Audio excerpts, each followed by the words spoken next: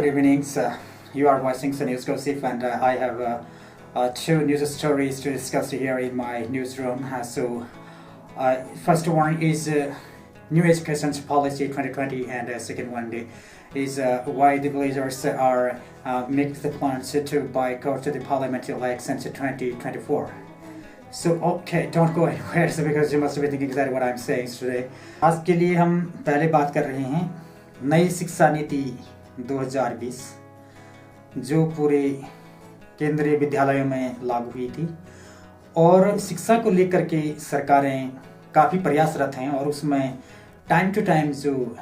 Amendment हो रहा है, उसमें जो संशोधन हो रहे हैं, जो सुधार हो रहे हैं, जो इम्प्रूवमेंट की जो समय को देखते हुए, तो वहीं जो हमारे प्रदेशों में जो सरकारी स्कूल हैं तो उनकी कंडीशन है तो बहुत अच्छी नहीं है, और एट द रूरल लेवल पे हम बात करें तो वहाँ पे बहुत अच्छी नहीं है। लेकिन जो प्राइवेट हैं या जो केंद्रीय विद्यालय हैं, जो उनमें पढ़ने वाले छात्र छात्राएं हैं, उनके लिए तो काफ़ी कुछ संशोधन किए जा रहे हैं। ऐसा नहीं कि जो सरकार की तरफ से जो सरकारी स्कूल में पढ़ने वाले बच्चे हैं उनके लिए भी काफ़ी कुछ सब्जेक्ट चेंजेस किए गए हैं, जो समय के साथ उसमें जो भी आवश्यकताएं बढ़ी उसमें कुछ नया डाला गया है। लेकिन वहाँ पे सरकारी स्कूलों में सबसे बड़ी दिक्कत ये है कि पहले जो दूर दराज के इलाके हैं वहाँ पे बहुत बड़ी समस्या होती है जो अध्यापकों की। अभी कल ही मैंने एक अपने वेब पोर्टल न्यूज़ पे एक न्यूज़ डाली है कि 82 छात्रों का भविष्य निर्भर कर रहा है केवल एक टीचर पे, और वो टीचर भी परमानेंट नहीं है, वहाँ पे संविदा पे आई हुई हैं। तो ये कंडीशनें हैं, और वहाँ पे बताया गया है कि जो हाई स्कूल लेवल पे हैं तो वहाँ पे गणित और आपका साइंस का टीचर भी नहीं है। तो ऐसे ही कई स्कूलें हैं आज भी कि जहाँ पे बहुत बड़ा ये अध्यापकों का अभाव चल रहा है। ऐसे में कैसा देश का भविष्य आगे बढ़ेगा? जो अफोर्ड कर सकते हैं, जिनके पास मतलब कुछ इनकम सोर्सेस हैं, जिन फैमिलीज के पास उनके पेरेंट्स उनको प्राइवेट स्कूल में इजीली ड्रॉप करते हैं अपने बच्चों को, लेकिन रह जाते हैं जो आम ग्रामीण जिनकी पहुंच से ये सब चीज़ें बाहर होती है, तो उनके लिए तो अभी ये नई शिक्षा नीति एक सपना जैसा बन के रह जाता है। तो आज इसी अवसर पर हम न्यूज़ कवरेज के लिए गए हैं केंद्रीय विद्यालय गोपेश्वर में, जहां पर प्रेस कॉन्फ्रेंस के माध्यम से जो स्कूल के प्रधानाचार्य थे उन्होंने काफ़ी नई शिक्षा के बारे में जो इम्प्लीमेंट हुए हैं और सरकार की तरफ से जो प्रयास किए जा रहे हैं उसके बारे में उन्होंने बताया। तो चलो पहले सुनते हैं प्रधानाचार्य ने क्या कहा है, उसके बाद फिर बात करते हैं इस टॉपिक पे, और कहीं नहीं जाएगा। दूसरा टॉपिक हम आज का जिस पे डिस्कस होना है वो है ग्रामीणों में एक भारी आक्रोश है कि जो एक लोकसभा का चुनाव जो 2024 में आने वाला है उसको लेकर के ग्रामीणों ने पूरा एक प्लान बनाया है। एक गांव नहीं, 2 गांव उसमें शामिल हैं, और बहुत बड़ी जनसंख्या उन गांव की है, बहुत दूरस्थ गांव है, और जो पिछले 1 दशक से भी ज़्यादा समय हो गया है कि वो अभी अपने गांव तक सड़क कनेक्टिविटी के लिए वेटिंग पे हैं। तो लेकिन अब एक सब्र का बांध उन लोगों का भी टूटता जा रहा है। इसको भी हम आगे आपको बतलाएंगे कि पूरी स्टोरी क्या है, पूरी कहानी क्या है, क्या वहाँ के ग्रामीणों का कहना है, वो भी हम आप तक पहुँचाएंगे। पहले सुनते हैं केंद्रीय विद्यालय के प्रधानाचार्य ने नई शिक्षा नीति के बारे में क्या क्या कहा है। बताना चाहूँगा कि नई जो राष्ट्रीय शिक्षा नीति है उसके 3 वर्ष पूरे होने के उपलक्ष्य में केंद्रीय विद्यालय गोपेश्वर में एक प्रेस कॉन्फ्रेंस का आयोजन किया गया, जिसमें कि पीस पब्लिक स्कूल और SGRF पब्लिक स्कूल से भी उनके प्रतिनिधियों ने इसमें हिस्सा लिया। इसमें हमने ये बताया कि जो 3 वर्ष हो गए हैं शिक्षा नीति को, उन 3 वर्षों में केंद्रीय विद्यालय संगठन और केंद्रीय विद्यालय गोपेश्वर ने इस नीति को किस तरीके से अपने छात्रों के लिए सम्मिलित किया है, क्या क्या नए नए कार्यक्रम किए हैं। हमने जो कक्षा 1 है उसमें प्रवेश की जो आयु है उसको बढ़ा के 6 वर्ष कर दिया है। इसके साथ साथ कक्षा 1 के लिए हम 12 सप्ताह का एक विद्या प्रवेश कार्यक्रम चला रहे हैं। पूरे देश में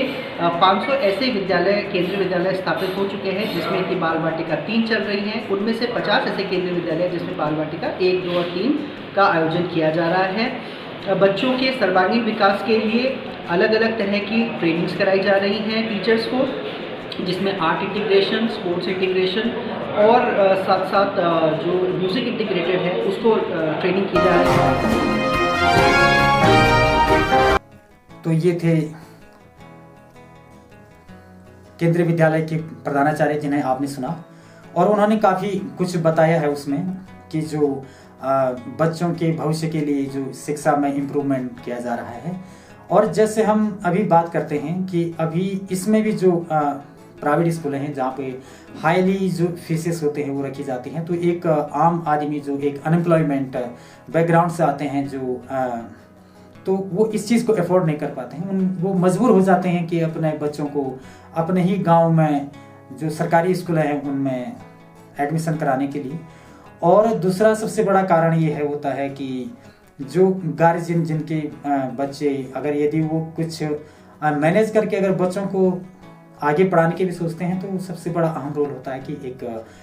गार्डियनशिप, अगर वो एजुकेटेड नहीं है तो शायद बच्चों पे इतना ज़्यादा केयर नहीं कर पाते हैं, क्योंकि उन्हें कुछ इतनी चीज़ों का ज़्यादा नॉलेज नहीं होता है कि क्या करना चाहिए, क्या हो रहा है एट द प्रेजेंट टाइम, वो कितना पढ़ रहा है, बच्चा कितना अचीव कर रहा है, हम जितना स्पेंड कर रहे हैं, क्या हमारी एक्सपेक्टेशन होती है वो ज़्यादा दूर तक नहीं जा सकती है।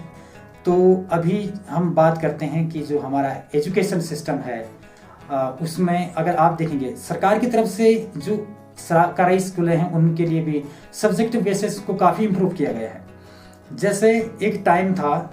जिस दौर में हमने भी पढ़ा है, तो कक्षा 6वीं से अंग्रेजी में हम ABCD सीखते थे, तो आज तो वो पहले कक्षा से ही अंग्रेजी का वहाँ पे सब्जेक्ट दिए गए हैं। जो कक्षा 3rd में मैं देख रहा था कि जो साइंस की बुक है तो वो शायद उन टीचरों को भी इतना नहीं आता है, इवन बिकॉज वो हिंदी मीडियम पढ़े हुए हैं, तो शायद I think that they are not able to explain it well. So ये समस्या केवल बच्चों के सामने नहीं बल्कि अध्यापकों के सामने भी आती है, क्योंकि मुझे याद है कि जब हम इंटर में पढ़ते थे उस टाइम पे कंप्यूटर जब होता था, तो वहाँ पे जब अध्यापकों को ही कंप्यूटर चलाना ना आए तो बच्चों को क्या पढ़ा सकते हैं। लेकिन इसमें टाइम लगेगा थोड़ा, जो एक न्यू अपकमिंग जनरेशन है उसमें जो एजुकेशन फील्ड में जा रहे हैं, तो उसमें निश्चय रूप से ये काफ़ी प्रोग्रेसिव होगा। और आज के मॉडर्न टाइम पे जितना ये चीज़ें बढ़ रही है इम्प्रूवमेंट के लिए, इसके साथ साथ अभी जो देखने में आया कि जो एक ड्रग एडिक्शन खास करके जो छोटे बच्चों में है वो बहुत ज़्यादा देखने को मिल रहा है, जिससे कि उनके जो फ्यूचर पे है, जो मेंटली फिजिकली दोनों चीज़ को हार्म कर रहा है। तो इसको भी एक काफ़ी स्तर पर समझने की बात है, चाहे वो हमारे एडमिनिस्ट्रेशन लेवल पे हो, चाहे एक पेरेंटल जो गाइडेंस होते हैं उनके लेवल पे हो। इस समस्या को सुलझाना बहुत ज़रूरी है, तो जो कि एजुकेशन को हमारा बहुत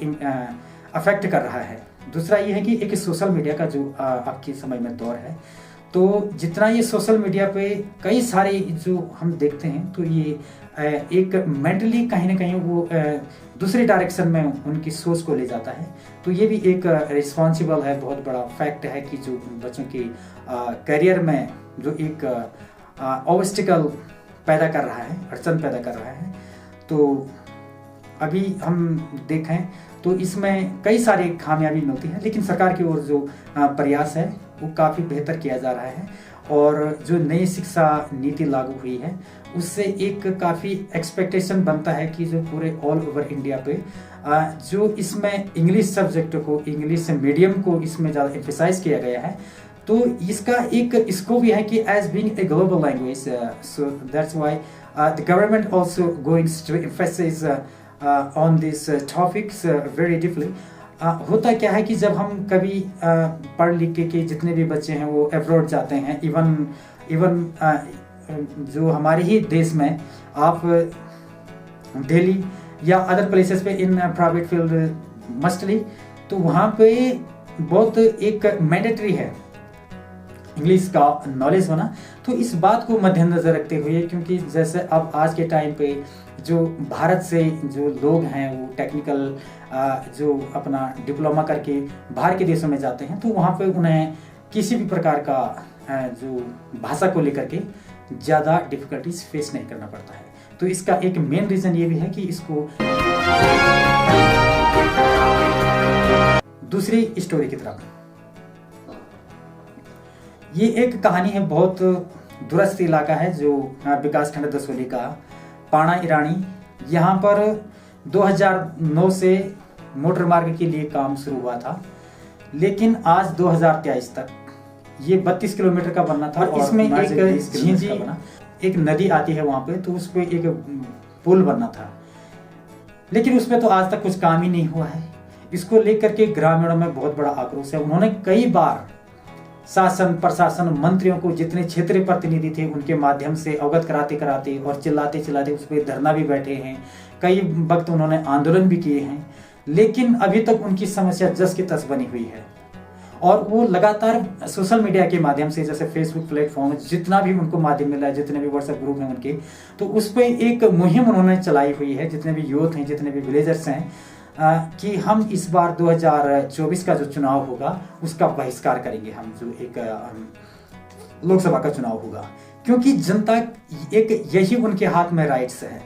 इससे ज़्यादा जनता कर भी क्या सकती है, या तो आंदोलन करेगी या तो फिर चुनाव बहिष्कार करेगी। तो अभी इतने दूर दराज के क्षेत्रों में यहाँ पे जब स्वास्थ्य को लेकर के कभी बहुत बड़ी दिक्कतें होती है कि आप 15-20 किलोमीटर पैदल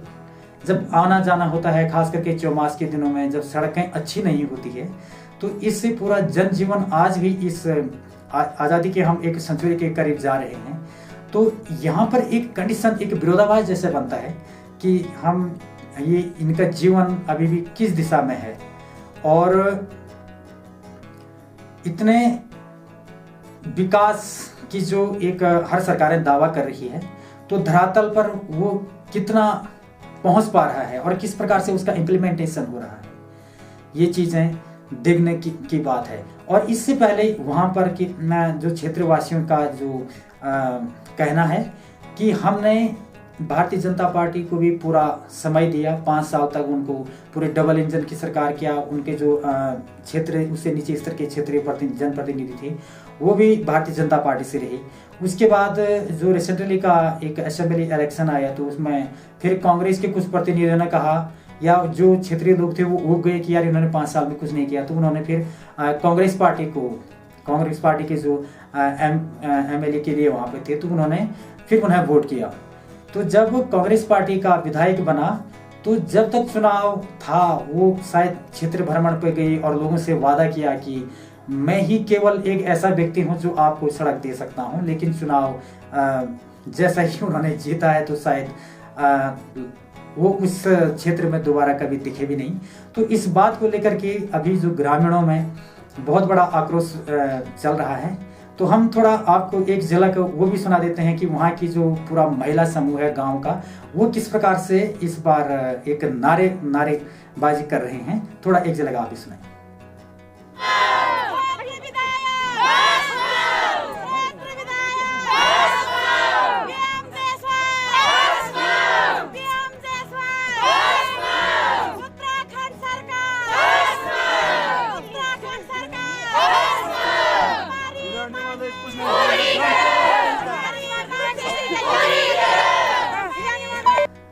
तो इसके बाद हम जो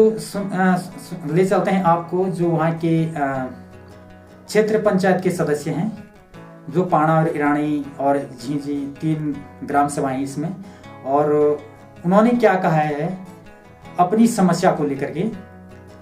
आपको सुनाते हैं। नमस्कार, मैं विजय सिंह नेगी, क्षेत्र पंचायत सदस्य पाणा ईरानी दसोली चमोली से। और मेरी क्षेत्र की जो समस्या प्रधानमंत्री सड़क योजना के तहत निजमुला पाणा ईरानी जो बनी हुई है 2009 से, और आज 2023 लग चुका है। और इसमें सबसे जो इस बीच जो मार्ग रुका हुआ है